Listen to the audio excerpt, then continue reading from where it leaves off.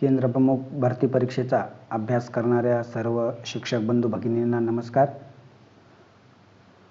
आज आपण आजच्या या व्हिडिओमध्ये आपल्या केंद्र प्रमुख भरती अभ्यासक्रमातील पेपर 2 शालेय शिक्षणातील नियम अधिनियम व शैक्षणिक नवविचार प्रभाव या पेपर 2 अंतर्गत जे उपघटक निश्चित करण्यात आलेले आहेत त्या उपघटकातील अत्यंत महत्त्वाचा उपघटक प्राप्त माहितीचे विश्लेषण हा घटक या ठिकाणी आपण पाहणार आहोत।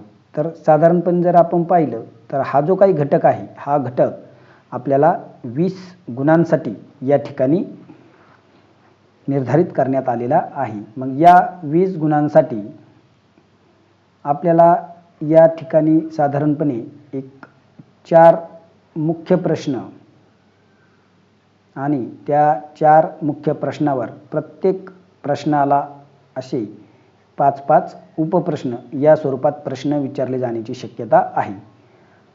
तसं पाहिलं तर हा घटक आपल्या अभ्यासक्रमाच्या दृष्टीने नवीन आहे।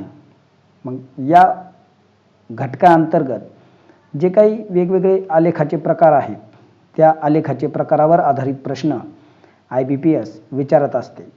कारण की IBPSचे जर आपण बँकिंग क्षेत्रातले जे काही पाठीमागील पेपर झालेले आहेत त्या पेपरच्या आधारावरती त्यांचं विश्लेषण करून आपण एक असा अंदाज काढू शकतो की या घटकावर प्राप्त माहितीचे विश्लेषण यामध्ये स्तंभालेख, त्यानंतर वृत्तालेख, त्याचबरोबर वारंवारता बहुभुज आणि स्तंभालेखाचे जे काही प्रकार आहेत जोड स्तंभालेख असेल, विभाजित स्तंभालेख असेल, त्याचबरोबर सारणी या घटकावर आधारित प्रश्न आपल्याला या ठिकाणी विचारले जाण्याची शक्यता आहे।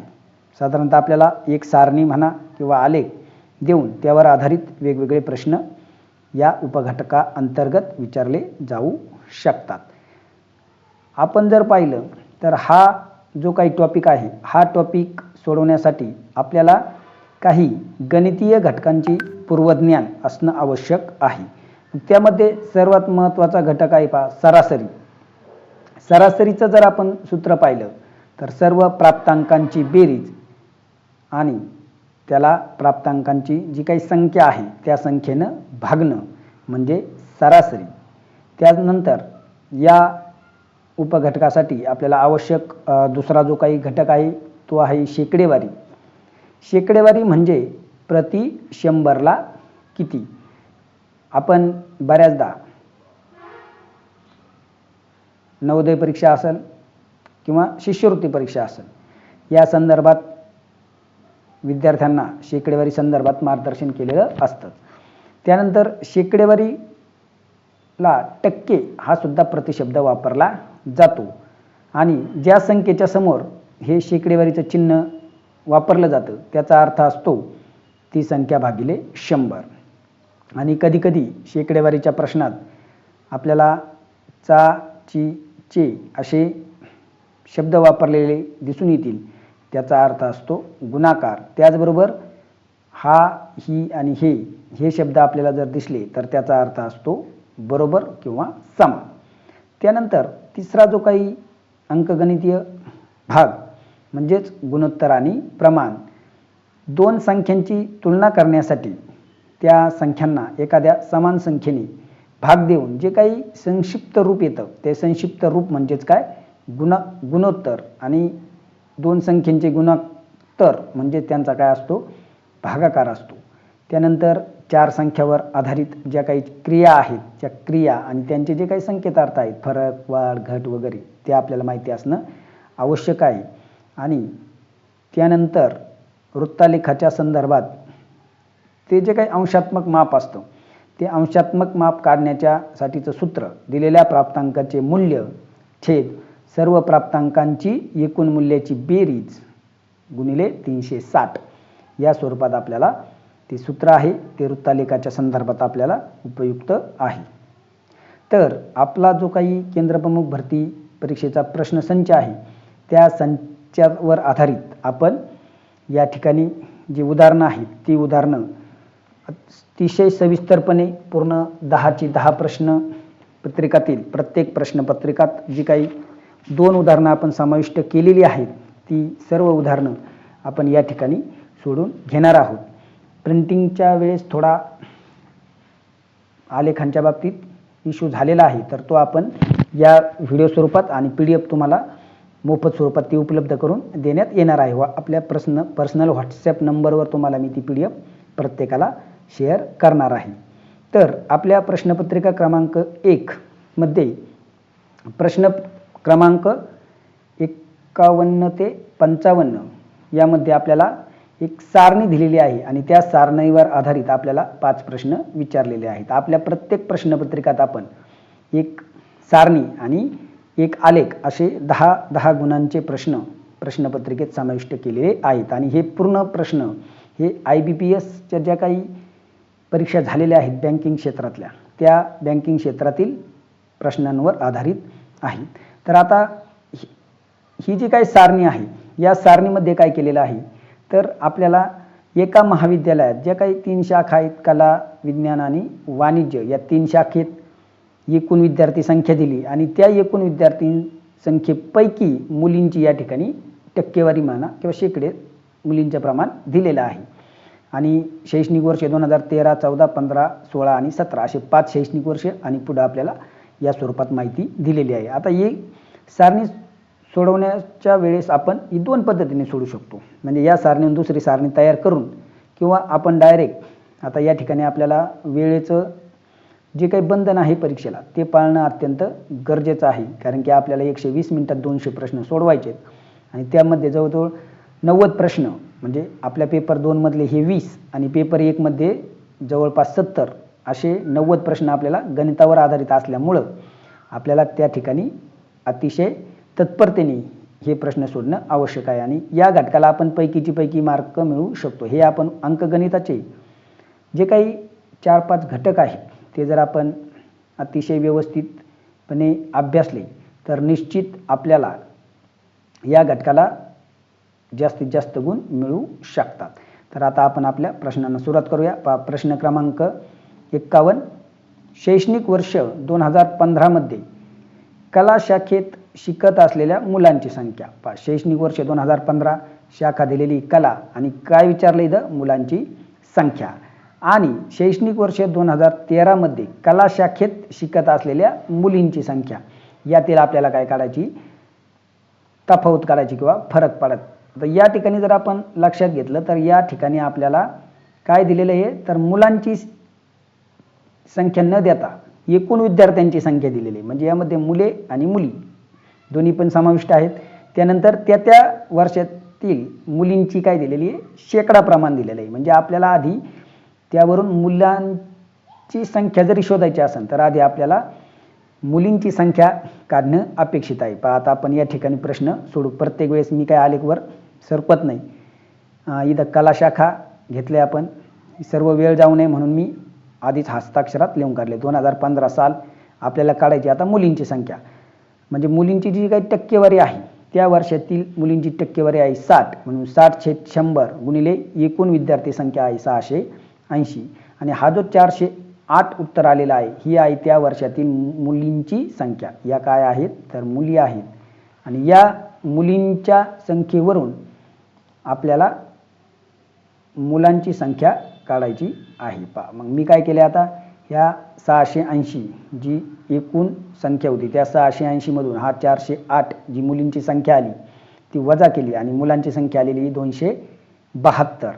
त्याचबरोबर दुसरा त्याच प्रश्नातला आपला भाग आहे कला शाखेतील 2013 मध्ये शिकत असणाऱ्या मुलींची संख्या आपल्याला काढायची. एकूण त्या वर्षातील विद्यार्थ्यांची संख्या आहे 650, त्यापैकी 48% या काय आहेत, मुली आहेत, म्हणून गुणिले 48/100 त्याचं उत्तर आले 312. म्हणजे त्या वर्षात एकूण ज्या काही मुली आहेत त्यांची संख्या आहे 312 कला शाखेतल्या.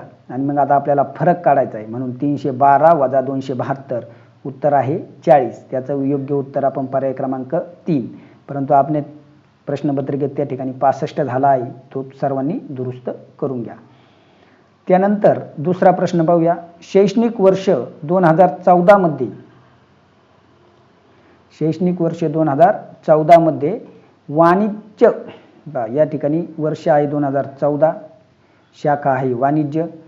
मुलांचे शैक्षणिक वर्ष 2013 मध्ये कला शाखेत शिकत असलेल्या मुलींशी असलेले प्रमाण काढायचे. पाहता इथं मुलींशी असलेले प्रमाण, पण कोणती शाखा? वाणिज्य. मग आपण 2014 साली वाणिज्य शाखेत शिकत असलेल्या विद्यार्थ्यांची संख्या काढणं अपेक्षित आहे. पण मुलांची संख्या काढण्यासाठी आधी आपल्याला मुलींची संख्या काढून घ्यावी लागेल.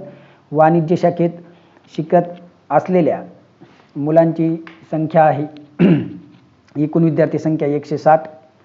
त्यानंतर मुलींची जी काही टक्केवारी आहे ती मुलींची टक्केवारी आहे 45%, म्हणून 45/100 बरोबर. त्याचा आपण सोडवल्यानंतर उत्तर आले 72. म्हणजे सोडवताना हे समजा हा शून्य गेला, हा शून्य गेला, या पद्धतीने आपण सोडू शकतो. 9 5 भाग दिला, 9 5 45, 5 2 10, 2 1 2, 2 8 16, 9 8 72 अशा स्वरूपात आपण कॅल्क्युलेशन करू शकतो. आणि मग मुली आल्यात 72, म्हणून मुलांची संख्या आली 160 वजा 72 म्हणजे किती आली? मुलांची संख्या 88 आली. त्यानंतर कला शाखेत 2013 साली ज्या काही मुली शिकत होत्या त्यांची संख्या 312, ते आपण वरच्या उदाहरणात शोधली होती. म्हणजे आता त्यांचं प्रमाण काढायचं. पहा, मुलांचं प्रमाण कोणाशी विचारलेलं आहे? मुलींशी विचारलंय. म्हणून 88/312 समान संख्येने भाग द्या 4ने. म्हणजे जोपर्यंत भाग जातोय तोपर्यंत देऊन घ्यायचा. आधी आपण 4ने दिला, नंतर परत आता 2ने दिला. म्हणजेच उत्तर आले 11/39. ते आपण प्रमाण स्वरूपात मानतो तो 11/39 या पद्धतीने. म्हणजे याचा पर्याय क्रमांक 4 हे काय आहे? योग्य उत्तर आहे. त्यानंतर 53वा प्रश्न आहे. पहा, सर्वच शैक्षणिक वर्षातील कला शाखेत शिकत असलेल्या एकूण विद्यार्थ्यांची संख्या आणि वाणिज्य शाखेत शिकत असलेल्या एकूण विद्यार्थ्यांची संख्या यातील काय काढायचं आहे? आपल्याला फरक काढायचा आहे. म्हणजे आता सरळ सरळ काय आहे? बेरीज आहे. मग कला शाखेत शिकत असणारे सर्व विद्यार्थी 650 अधिक 720 अधिक 680 अधिक 540 अधिक 660 बरोबर आले 3250. आणि वाणिज्य शाखेत शिकत असणारे सर्व वर्षातील विद्यार्थी म्हणजे 160 अधिक 180 अधिक 160 अधिक 150 अधिक 200 अधिक 120, त्याचं उत्तर आलं 810. आणि या दोन्हीतला आपल्याला काय काढायचं आहे? फरक काढायचा आहे. 3250 वजा 810 उत्तर आलं 2440. म्हणजे पर्याय क्रमांक 3 हे काय आहे? त्याचं योग्य उत्तर आहे. त्यानंतर आता पुढचा प्रश्न पाहूया. विज्ञान शाखेत शिकत असणाऱ्या मुलांची शैक्षणिक वर्ष 2013, 2015 व 2017 मधील एकूण सरासरी किती? आता आपल्याला इथं म्हणजे आता शेकडेवारी वापरायची आणि सरासरी असा मिक्स उदाहरण या ठिकाणी आपल्याला दिलेलं आहे. तर आता विज्ञान शाखेत 2013, 2015 आणि 2017 या तीनही वर्षात शिकत असणाऱ्या आधी मुली आपल्याला शोधणं गरजेचं आहे. मग 2013 मध्ये विज्ञान शाखेची एकूण संख्या आहे 450 गुणिले मुलींचं प्रमाण 46 टक्केवारी आहे 46/100 म्हणजे मुलींची संख्या आली 207.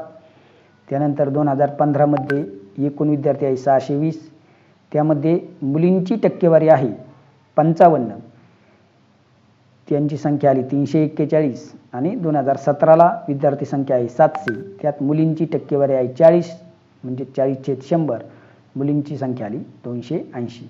मग आता आपल्याला मुलांची विचारल्यामुळं आपण काय केले? 450 मधून हे 207 वजा केले, मुलांची संख्या आली 243.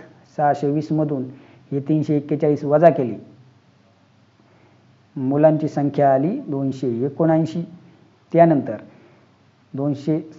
2017ला 700 मधून हे 280 वजा केले, मुलांची संख्या आली 420. आणि यांची काय काढायची? आपल्याला सरासरी काढायची. म्हणजेच 243 अधिक 279 अधिक 420 आणि 3 वर्षे असल्यामुळे भागिले 3, 942 भागिले 3 उत्तर आले आपलं 314. म्हणजे पर्याय क्रमांक 1 हा काय आहे? योग्य आहे. त्यानंतर पुढचा प्रश्न आहे. पहा, शैक्षणिक वर्ष 2014 मध्ये वाणिज्य शाखेत शिकत असणाऱ्या एकूण विद्यार्थ्यांची संख्या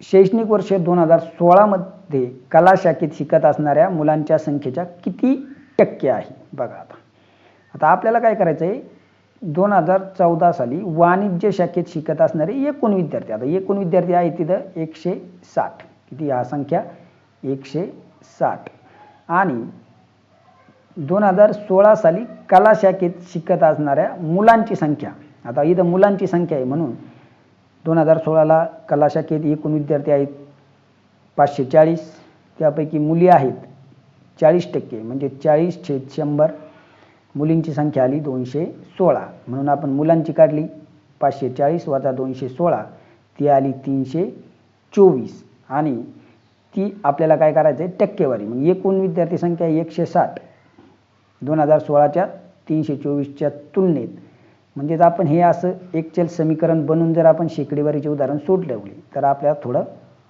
सोपं जातं. किंवा मग 160 हा 324च्या किती टक्के आहे हे शोधण्यासाठी आपण गुणिले त्याला 100 करू शकतो. त्याचं उत्तर येतं 49.38, म्हणजेच आपला पर्याय क्रमांक 2 मध्ये काय दिलेलं आहे, 49%. या स्वरूपात पेपर प्रश्नपत्रिका क्रमांक 1 मधील हे 5 उदाहरणं आपण सोडवले. त्यानंतर त्याच प्रश्नपत्रिकेत आपल्याला एक आलेख देण्यात आलेला आहे.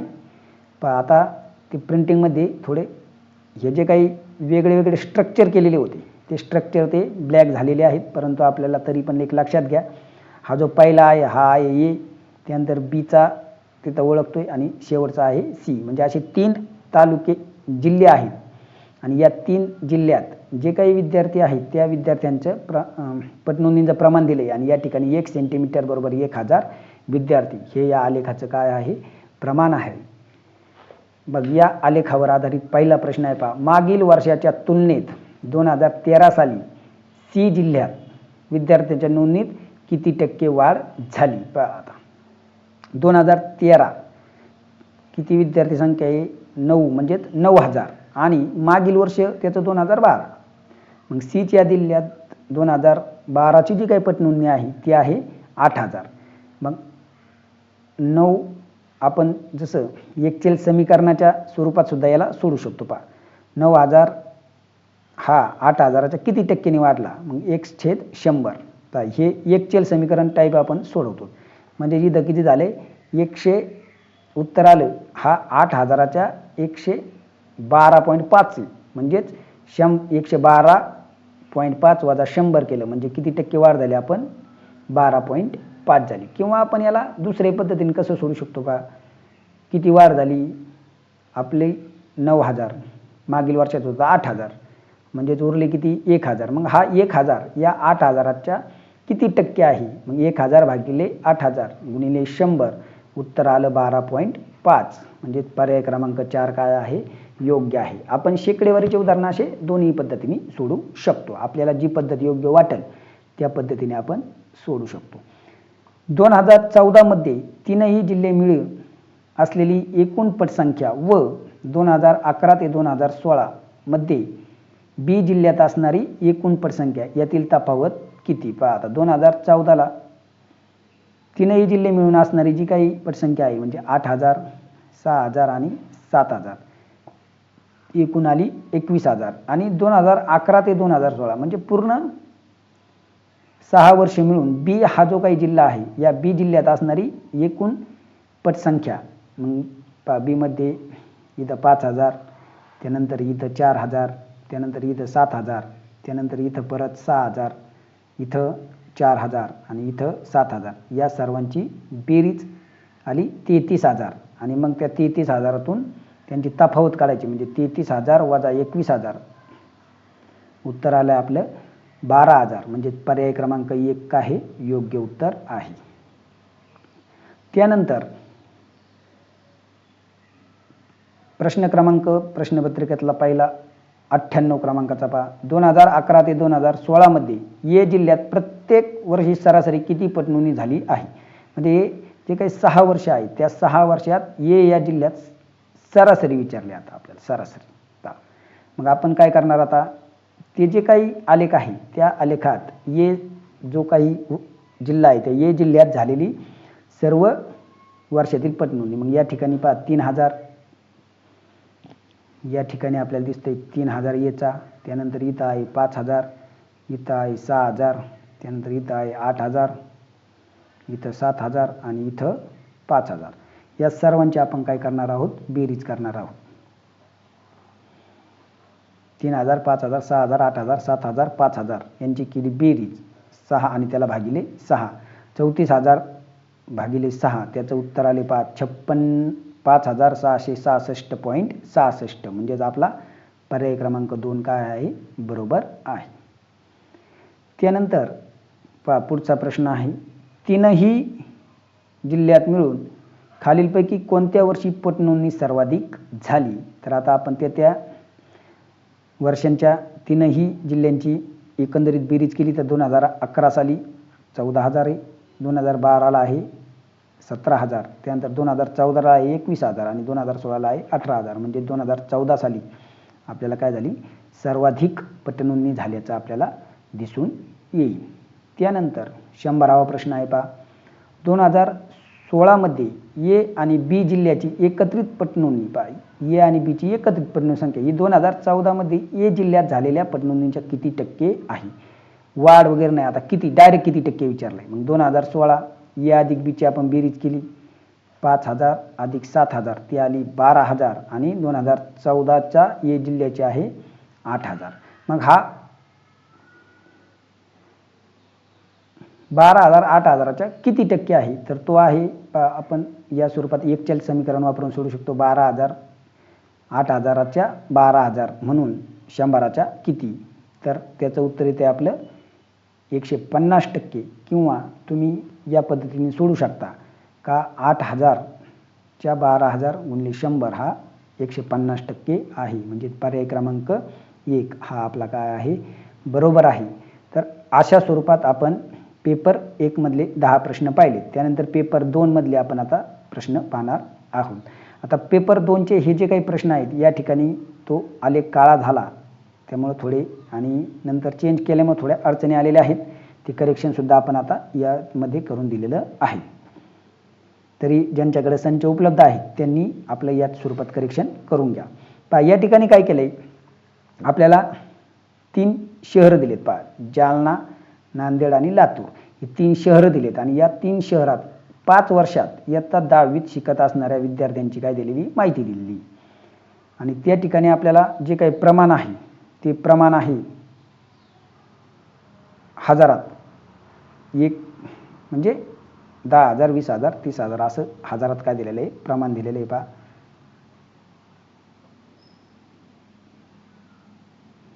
म्हणजे 1 सेंटीमीटर मध्ये 10,000 आहे, 10,000 20,000 30,000 असं. तर आपण आता प्रश्न क्रमांक 1 पहा, म्हणजे त्यातला 56. 2005 ते 2009 या वर्षात नांदेड शहरात शिकत असलेल्या विद्यार्थ्यांची सरासरी, इथं काय विचारलंय आपल्याला, सरासरी. मग नांदेड शहरात शिकत असणारे, नांदेड म्हणजे आपला 2 नंबरचा जो काही हा आलेख आहे, हा 2 नंबरचा, हा 2 नंबरचा आलेख हा नांदेड शहरासाठीचा आहे.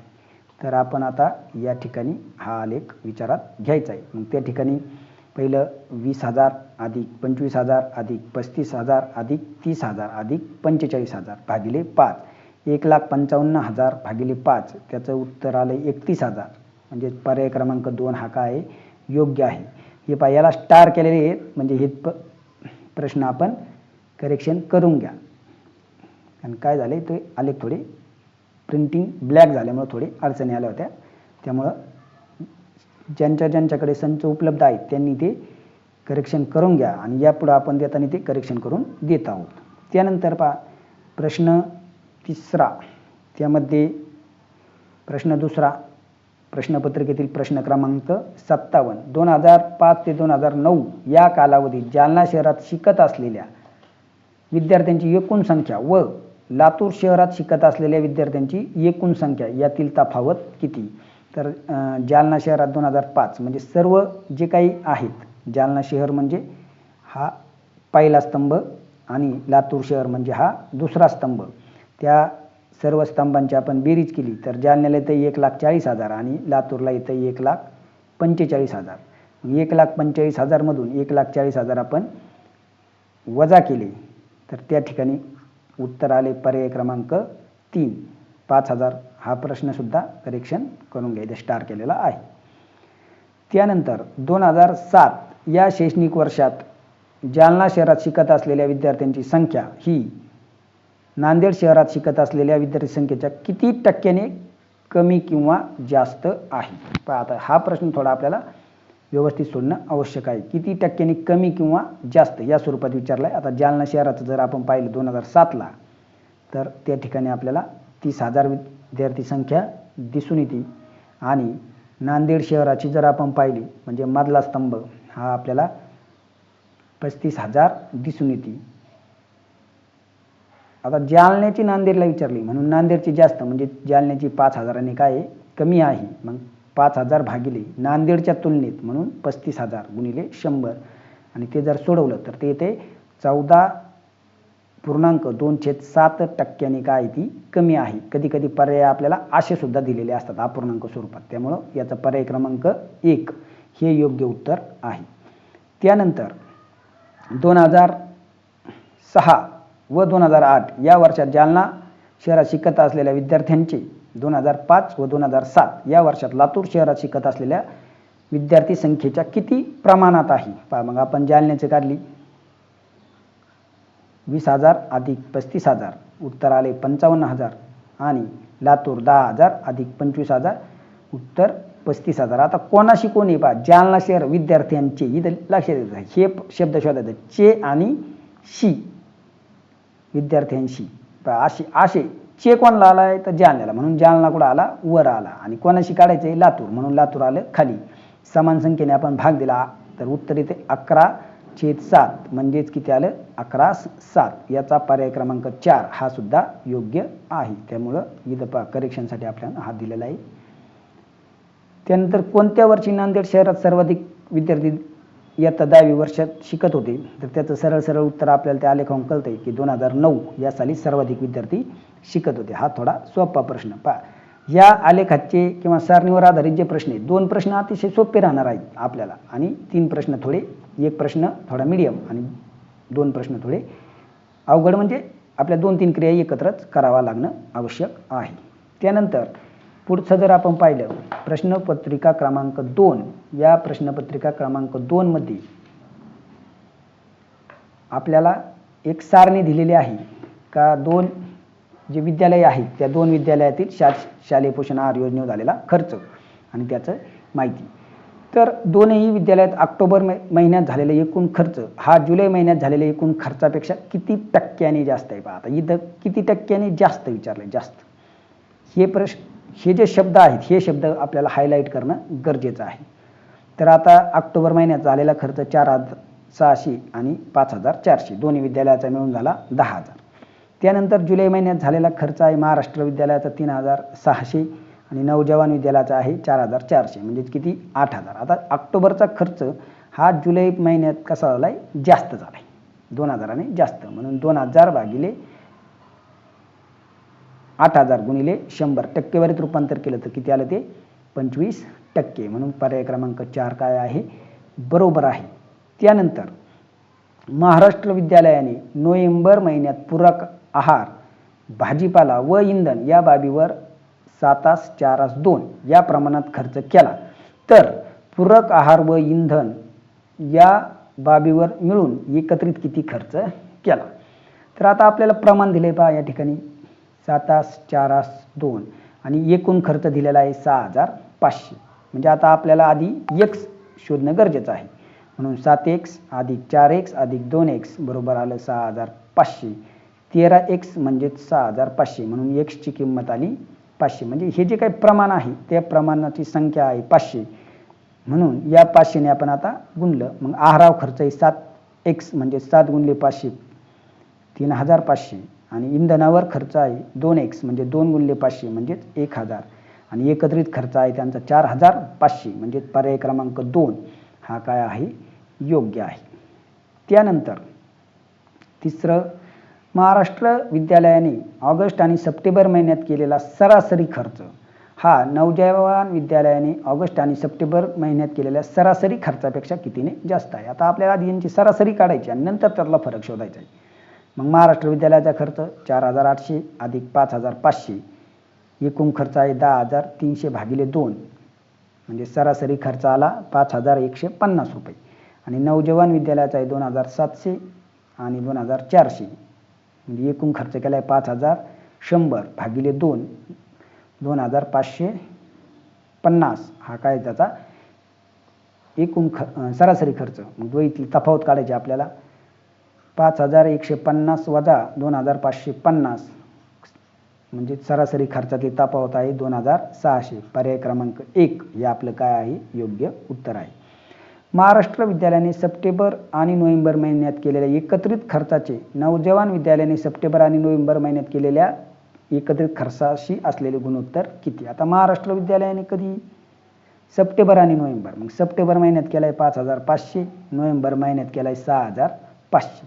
एकत्रित खर्च केला त्यांनी 12,000. आणि नवजवान विद्यालयाने काय केलं आहे सप्टेंबर महिन्यात केला आहे 2,400 आणि नोव्हेंबर महिन्यात केला आहे 6,000. त्यांचा एकत्रित खर्च आहे 8,400. आणि मग कोणाचं कोणाशी विचारलं तर महाराष्ट्राचं नवजवानशी, म्हणजे महाराष्ट्र इथं वर आला, नवजवान आला खाली. 12,000 भागिले 8,400 त्याचा गुणोत्तर काढलं 10/7 किंवा 10/7. पर्याय क्रमांक 3 हा योग्य आहे. त्यानंतर शेवटचा प्रश्न आहे पहा. महाराष्ट्र विद्यालयाने जुलै आणि ऑगस्ट महिन्यात केलेल्या एकत्रित खर्च हा नवजवान विद्यालयाने ऑक्टोबर महिन्यात केलेल्या खर्चापेक्षा शेकडा कितीने जास्त आहे. आता महाराष्ट्र विद्यालयाने केला आहे पहा एकूण खर्च आहे 8,400, नवजवान विद्यालयाने केला आहे 5,400. मग फरक जर आपण काढला तर किती आला 3,000 आला. 8,400 वजा 5,400 3,000. मग 3,000 हा 5,400च्या किती टक्के आहे तर तो आहे 55.5/9%. म्हणजे पर्याय क्रमांक 3 हा योग्य आहे. तर आपण असे आपल्या संचामध्ये हे जे काही प्रश्न आहेत हे तुम्हाला पूर्णतः IBPS पॅटर्नचे, म्हणजे IBPS परीक्षेने यापूर्वी ज्या परीक्षा घेतलेल्या आहेत त्या परीक्षेतीलच प्रश्न आणि त्यावर आधारित प्रश्न आपल्या या प्रश्नपत्रिका संचात समाविष्ट केलेले आहेत. टोटल असे प्रत्येक 10 प्रश्नपत्रिका आहेत आणि प्रत्येक प्रश्नपत्रिकेत 10 प्रश्न आहेत. एक सारणीवर आधारित आणि एक आलेखावर आधारित. त्यामुळं अतिशय बारकाईनं तुम्ही या प्रश्नांची तयारी करून आपण आपल्या हक्काचे 20 मार्क या ठिकाणी मिळवू शकता. त्यामुळं ज्या शिक्षक बंधू भगिनींना हा प्रश्नसंच हवा आहे प्रिंट स्वरूपात तर त्यांनी 73 जो काही आपल्या वितरकांचा नंबर आहे 73 87 80 44 82 या नंबरवर हाय असा मेसेज टाका. मेसेज टाकल्यानंतर त्यांच्याकडून तुम्हाला रिप्लाय येईल. तर त्यांच्याशी अवश्य संपर्क साधून आपला संच बुक करा. आणि असे आपण पूर्ण 10 प्रश्नपत्रिकातील 100 प्रश्नांचे विश्लेषण PDF स्वरूपात संच घेणाऱ्या सर्व विद्यार्थ्यांना वैयक्तिक त्यांच्या WhatsAppवर पाठवणार आहोत. तरी हे जे काही आवश्यक घटक आहेत सरासरी, शेकडेवारी, गुणोत्तर प्रमाण या सर्व घटकांची तयारी आपण पुन्हा सराव करून घ्यावी आणि आपले जे काही हक्काचे 20 मार्क आहेत प्राप्त माहितीचे विश्लेषण ते सर्वांना या ठिकाणी मिळू शकतात. तर आपल्या या MD टीचर हा जो काही आपला YouTube चॅनेल आहे त्या MD टीचर YouTube चॅनेलला सर्वांनी लाईक करा, सबस्क्राईब करा आणि आपल्या जास्तीत जास्त शिक्षक बंधू भगिनींपर्यंत, त्याचबरोबर जे काही आपले इतर बांधव आहेत जे IBPS परीक्षेच्या सरळ सेवा भरतीची तयारी करत आहेत त्यांना सुद्धा हा डाटा इंटरप्रिटेशन हा जो काही घटक आहे प्राप्त माहितीचे विश्लेषण हा त्यांना सुद्धा फायद्याचा ठरणार आहे. त्यामुळे जास्तीत जास्त या व्हिडिओला शेअर करा, कमेंट करा, लाईक करा. पुढच्या भागात आपण प्रश्नपत्रिका क्रमांक 3 आणि 4 यांचे आलेख आणि सारणी यावर आधारित प्रश्नांचे विश्लेषण पाहणार आहोत. धन्यवाद.